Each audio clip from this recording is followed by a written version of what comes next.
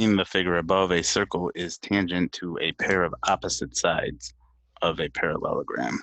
The length of each of these opposite sides is 58 centimeters. What is the area of the parallelogram in square centimeters? So we know with this parallelogram, opposite sides are equal in length. So these two guys are 58.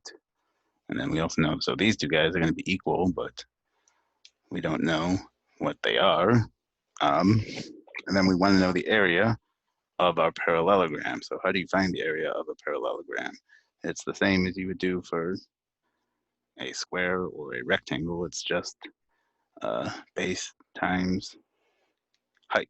So what is the height though? So the height is not one of these slanty lines. It's a line straight down. So it's sort of this imaginary line here is what we got to find.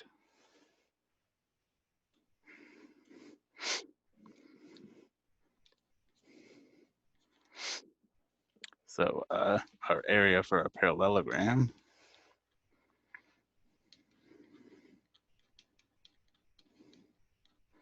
is going to be equal to our base, so 58 times h. So we just got to find h, the height of our parallelogram. Statement one says the perimeter of the parallelogram is 120 centimeters.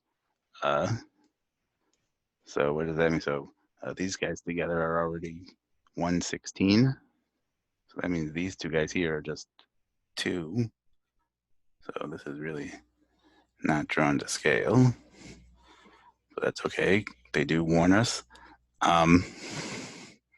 Okay, so based on this though, I don't think I can really do anything to get this height over here. This doesn't really tell me anything about my circle or anything. So this is going to be insufficient.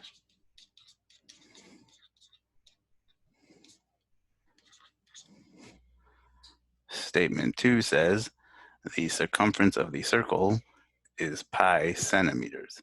So circumference is equal to 2 pi r. R is the radius.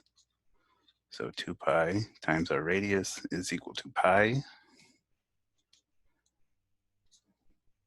Divide each side by pi, so 2r is equal to 1. So this means r is equal to 1/2. So does this help us get our height at all? So if we were to draw a line straight down from here to the center of our circle, that should be our radius, and that is equal to 1/2. So if we were to keep going, that would be our diameter, but the diameter of the circle should be the same as the height of our parallelogram. So our diameter, which is equal to our height, should be 1. And so now we know the area of our parallelogram should be 58 times 1, or just 58. And our second statement is sufficient. B.